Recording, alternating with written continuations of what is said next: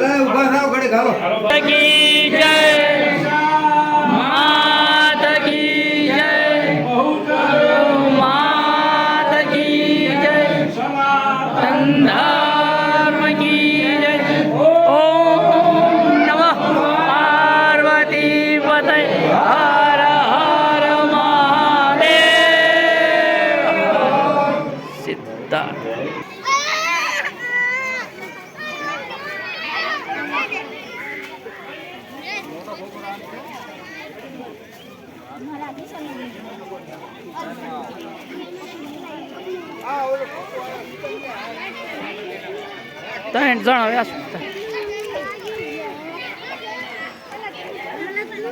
જય માં ખોડિયાર માતાજીને અળદરા છે. તમે જો પરસાદ વેચી રહ્યા છે અને જો ચકલી આવીને બેઠી છે.